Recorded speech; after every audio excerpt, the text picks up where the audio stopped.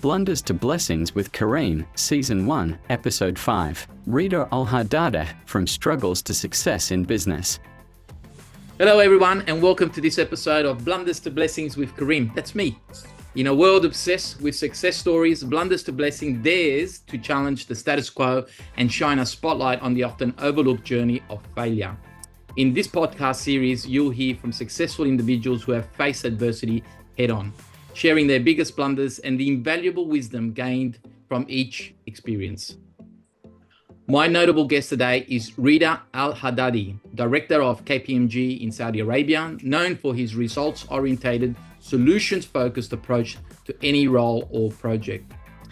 Reda is also the founder and lead consultant of CorpStrategy Consulting.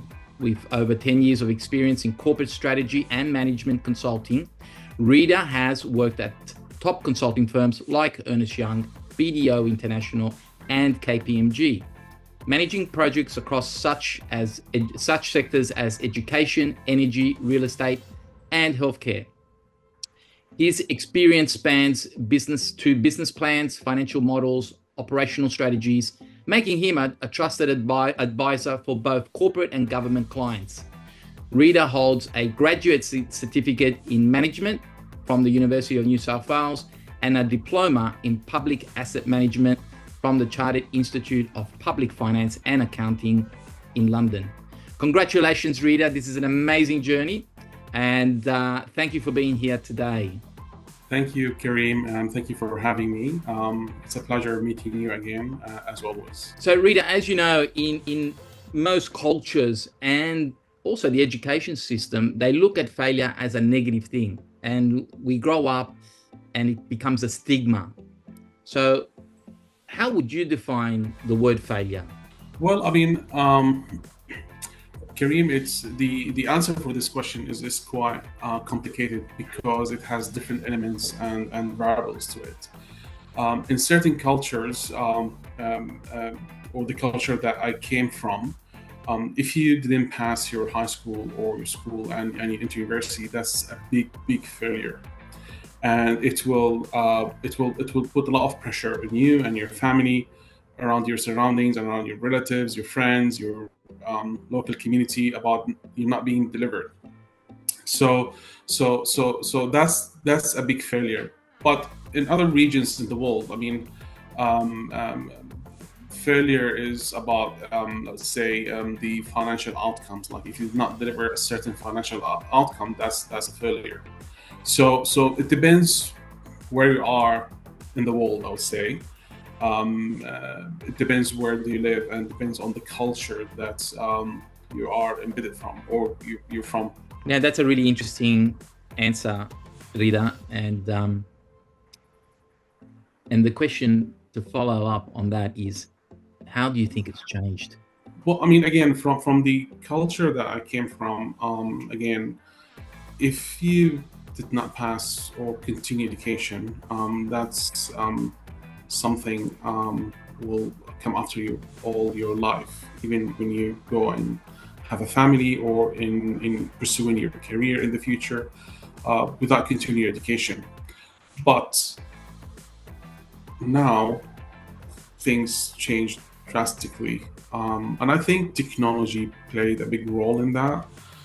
Social media as well played a really big impact on understanding failure and how to overcome the issues or problems that you couldn't pass earlier in your life. But definitely failure changed. I would look at it from a financial perspective. Failure is more related to financial outcomes. If you deliver certain financial outcomes, okay, you're good. If not, then there's a big question mark about your success. That is a very Western way of looking at success and failure, really, isn't it? We've been shaped to think that your value as an individual, your success is made up by your bank account and your title, right? But we both know that there's more to to a personal success than just that. If you go to the east side of the world, I mean, having a degree or continue education, do your bachelor's or graduate for certain culture in the east side of the world is more important than the financial outcomes. Yeah. Which is weird because let's go back to the beginning of this conversation. It's like, depends where you are. Like, are you in the west side of the world or the east side of the world? Yeah. Other cultures, they measure failure related to your values, like taking care of family, taking care of parents, taking care of the local community around you, and would you be able to help and support people around you that consider success? If not, that's a failure. So it all depends where you are, where do you live, and what they're within. Sorry, I was just going to say, that's a really interesting perspective as well, that not achieving and living up to the expected values of your community, your village, your tribe, your culture, is a sense of failure. I had personally defined failure, and I thought I had this really well defined by saying that failure is when you give up. That's the ultimate failure, right? But now you've added a different perspective because you've added a bit more complexity around it. But you're right, it's I still think it is when you give up, but it's multifaceted, right? And values play a big role in that, in defining success as well. Because if you have really good background and good values, you will be able to continue. And if you stop continue, that's again part of the defining failure is what you just mentioned. But because you have this values and a good and solid background, and you keep going and keep doing to make sure that you get your outcomes, that's, in my opinion, that's the infrastructure of success, and put you in a position that will, no matter what happened to you, no matter number of failures that you had, you will keep going. And that's what happened to me personally when I moved to Australia, and then when I started my journey with the CorpStrategy Consulting. Well, that's my next question is, can you briefly share with us, our audience, what may have been, let's say, 3 of your biggest blunders in life, and maybe even career, whichever ones you feel more comfortable talking about? The first one, which is a funny one, I after going to uni and work and being corporate and working in different part of the world, I would really regret not studying engineering or psychology, because in my opinion that will give you a different perspective in life and in your career. Number 2 is when I started CSC or CorpStrategy Consulting, I would say that there's a lot of things that I did was wrong, and which basically delayed my success, or delayed my my outcomes when it comes to my own business. And number 3, when I moved to Australia, I would say that I would do it from I'll use a different approach rather than burn all the ships and move to Australia. Those are the 3 regrets or blunders that I believe that if I go back in the past, I would change them. I'm just taking some notes. It's interesting because one is really, maybe the choice of education, whether you were to, add on engineering and psychology, and maybe having a bit of a regret around the choice. I don't see it necessarily as a complete failure. Maybe it's something that you learned as you engaged in life, that you're on your journey and go, these things could have added value to my journey, maybe. I'm really interested in hearing about, you said that when you started corporate strategy, you would do it differently. So if we look at that as, a case study around what you learned from launching that business in Australia, obviously there were you said you would do things differently because you learned along the way the things that didn't work, right? So those things that didn't work, they were kind of part of your learning journey, right? Yes. So they were part of your failings because you weren't getting it right. So this doesn't work, this doesn't work, this doesn't work. And along the way you were learning something. And the essence of this podcast is to hear what didn't work, what were your failings, what did you learn, how did you implement it, and how did it lead to your success? Yeah. Well, I mean, with CSC, I would say that okay, let's go one step back. Coming from corporate world and be professional in my whole life, I had some sort of like an ego, and played a big role in my professional or my future professional career as well, especially when I started CSC or CorpStrategy Consulting. So moving to a new country, new region, have what minimum network in Sydney, and have an ego, say no, I can do it by myself, I don't need help, I don't need support, and I've been professional all my life, and I've been in a worst scenarios or worst case scenarios, and I've done it, so I can do it again. So that's number one. I'll seek help and I'll seek support from someone who is understanding the market, like you, Kerim, for example. Like if I met you earlier in Sydney, I'll say, Kerim, can we work together, and can we start establishing CSC? Because I know Kerim that he understands the market and understands what the market needs. It took me a while to understand the value proposition and what's the customer or the client wants. A couple of years. So if I have someone who helped me to establish this, it will take me maybe months. So I would say seeking help and give me a direction of where to go, what to do when I start my business. Another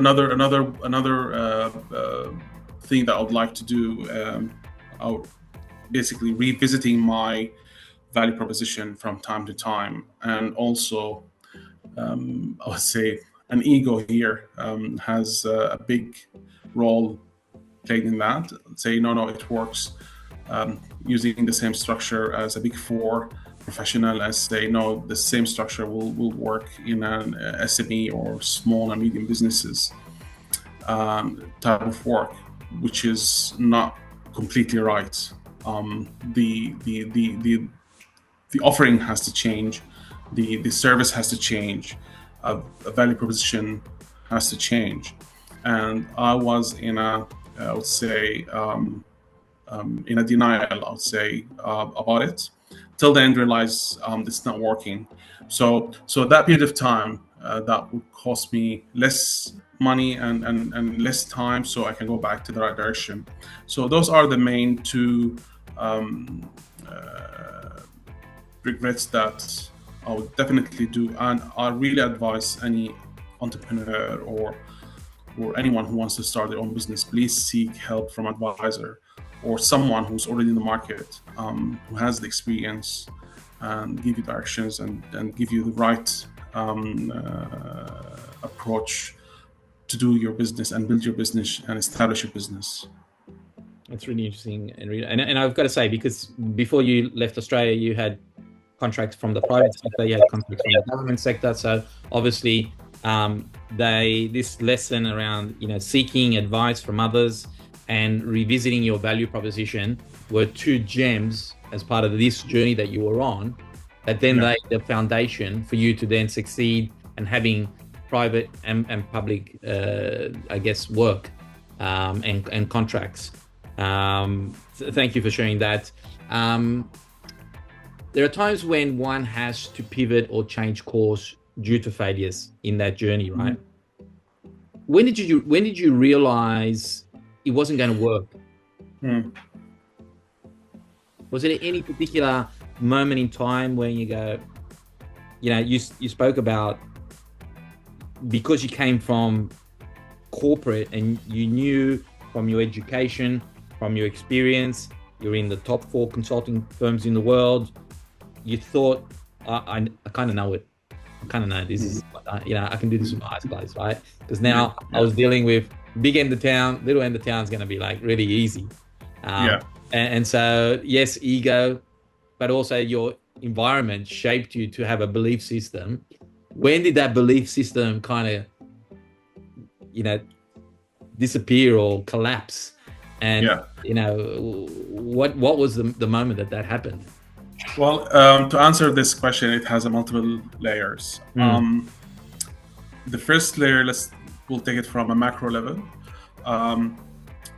Being, like, say, in education and reading about Australia and the future of Australia and where Australia is going, I realized that the market is going to be tight, and there won't be enough, I would say, opportunities. Unfortunately, I mean, this is the reality that we are talking about it here. I mean, for the past couple of years, especially for the last year, number of businesses, small businesses that they went under administration, it was huge.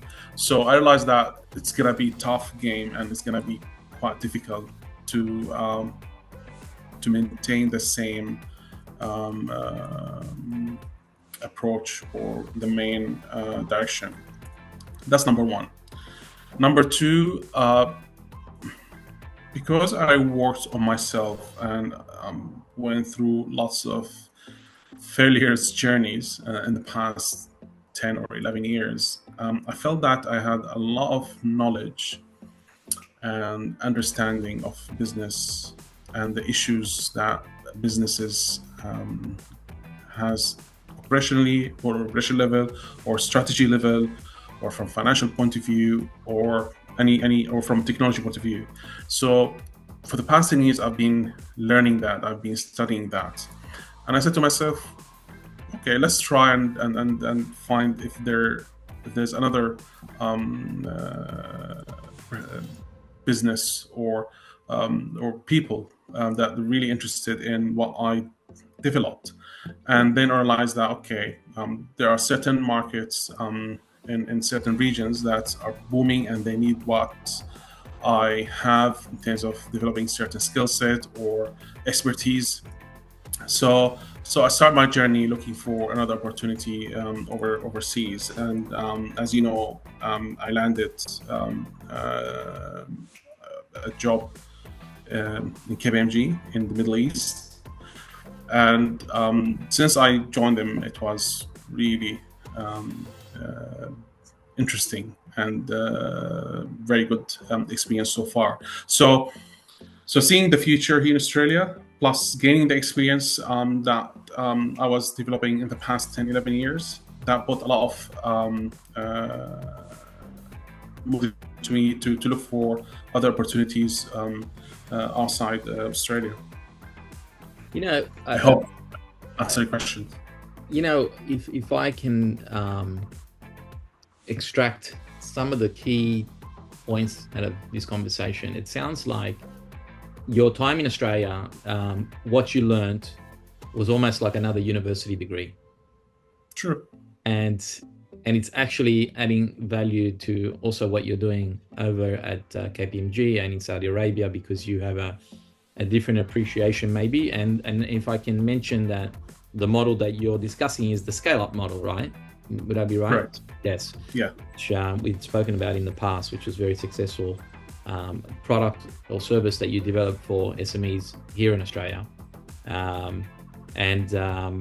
So I think those failings that you encountered on your journey, and it wasn't just the fact that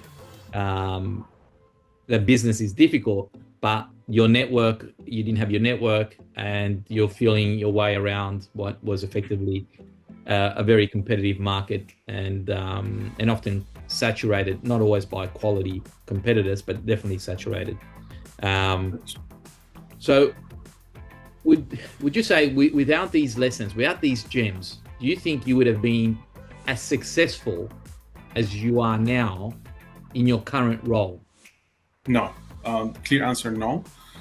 Because whatever I've been through the past 10, 11 years, whatever success or failures, it's shaped me as Reda, shaped me as a person, shaped my professional career, my understanding of how the business is running, reshaping my brain of how to absorb certain information and provide the right advice to the client. It put me in a position that made me more confident, more reliable as an advisor. And people now in Australia or overseas, they approach me for advice because of the experience that I had and the exposure that I had. Because before Australia, I was in North Africa working with Ernst & Young, and before that I was in the Middle East, and before that I was in Europe. So because of all that sort of melting experiences that I had, people there are seeking my advice on certain matters, which is really good. I really appreciate, and it's work hard. I mean, it's not an easy thing. I mean, you need to work hard on yourself, and same thing to you, Kerim, because you're in the professional services as well. You have to adapt. You have to improve your skill set. You have to understand what's coming in the market, so you can offer it to your clients. So all these things, if you're not up to date, I mean, someone else will pass you easily. So being in the edge all the time is a good thing. It's tiring and it's not easy, but it's good. You feel good at the end. It's interesting because as I listen to you, I keep on thinking about these 10 years in Australia, the challenges, the obstacles, the bottlenecks, and what you learn as you battle through all these things. And then you're back now at KPMG, I'm sure, in the big tower. And the thing that differentiates you now from all your peers is they will all have their university degrees, but you have real life experience plus your university degrees, and combined, this is the way that people are coming to you, right? Because you've got a degree that you can't just get off the shelf at a university that anybody else can get. Your experience, your knowledge, your wisdom, your struggles, your successes are uniquely yours, right? So, 100%. And not only that, Kerim, I managed to control anxiety and mental health. And as you are aware, in professional services, being on the edge all the time, it's put a lot of pressure on you and your mental health.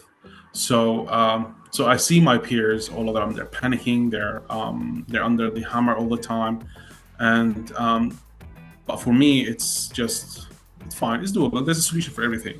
So you don't have to panic. You don't have to be in a roller coaster of providing advice or solution or submit certain documentation at a certain time. It's gonna work at the end. But I developed that sort of skill after 10 or 11 years of experience that I had here in Australia. As you know, it's been ups and downs, and more downs than ups. But because of that, I developed certain skill set that make me sure that I'm in a good health, good mental health, physical health, and also I'll be able to deliver the right outcomes to the clients. Very good. That's another important takeaway that often we overlook, but I'm going to summarize what I think the 3 gems are out of this podcast. As the founder of One Point, we're diving into a fun and fast-paced segment called 1 Point Questions. So Reda, I'll be asking you to respond with just one word or one line, so we'll try and keep it quick and insightful. So Reda, what's one habit you're trying to quit? Criticizing, maybe. Okay, fair enough. That's a good one. It's kind of human nature, isn't it? But I really like that, actually. What is one inspirational quote or trend you're obsessed with right now, or something that says this is something that is really important to me? I'm inspired by. When you reach bottom, okay, there's only one way, which is up. So this is the model or the approach that's it's been with me for quite a long time. So it will never ever go down further than this. This is the bottom. So the only way is to go up, and that's the quote that I've always having at least for the past 5 years. And what is the one word that is not in Reda's dictionary or vocabulary? Failure. That's good. Describe one word that motivates you to try one more time. Family. That is why we're always very close friends when you're here in Australia. Absolutely. Before we say goodbye, what is the one piece of advice you'd like to share with our audience, especially those who are struggling to overcome a setback and move forward? Okay, setback is not end of the world. Just stand up again. Take off the dirt or sand that you had from falling on the ground, and pick up yourself and move forward again. And it's not easy. Like we hear lots of quotes and we watch lots of videos and people, they talk about their success and their journey. And you say, oh no, I shouldn't be there. But eventually you will be there and you will fail. Because you cannot follow a certain theory or certain textbook or a workshop and do something different. Because of that experience, life experience, you will make some decisions that those decisions are wrong, and it will put you in a position that is quite difficult. That's fine. That's normal. That's part of the process. That part of the journey. Just pick up yourself again, clean yourself, and just move forward. That's it. You just reminded me when I was young, in my 20s, early 20s, I had a really successful businessman say to me, Kerim, if you don't go bankrupt at least 3 times in your life, it means you're not trying hard enough. Yeah. So, what he meant was you've got to push those boundaries so hard that the edge is so close, right? True. But you just made me think about that. And it always haunted me, right? That because I always felt like I tried to avoid that sort of scenario with every ounce of my fiber and my body. True. Not true. And another point I want to add here, Kerim. When I moved to Australia, and I was working with Ernst & Young, or Big Four firm, a lot of my colleagues they continue their career and they passed me. So when I moved back to the Middle East and started working with KPMG, went back and reconnect, and most of them they are in senior positions. But I believe the journey that I had here in Australia, it's quite priceless. The things that I did, the things that I learned, I don't think many people they have the ability to have such an experience, and learning from those incidents or experiences is massive. So I see myself in a few years, I'll be a different person. I'll be in a different level because of the qualities and because of the things that I did and experienced in the past 10 or 11 years when I had my own business. So try new things is always good.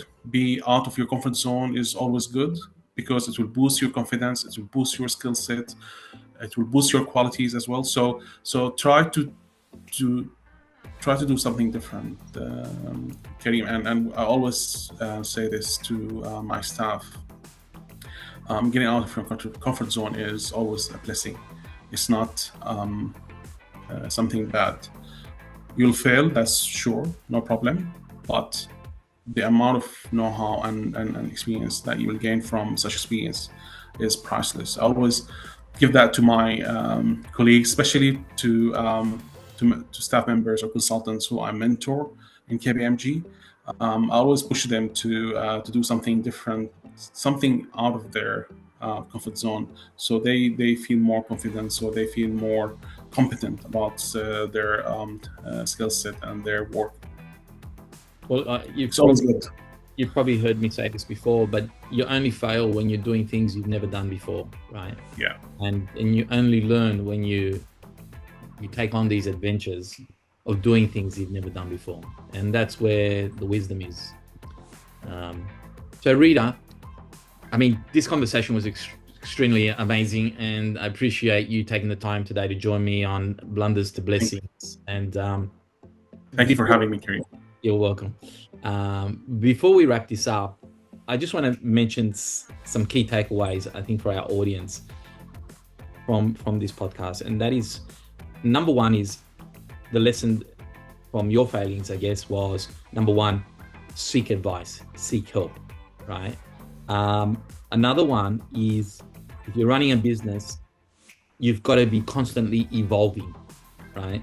And the third one, which I think is really important, is this thing about managing your health, whether it's mental health, physical health, even spiritual health. I think in the takeaway is to be sustainable, the pressure sometimes that you're under due to things not going your way, being perceived as failures, that in the background, you've got to be aware of your own health, right?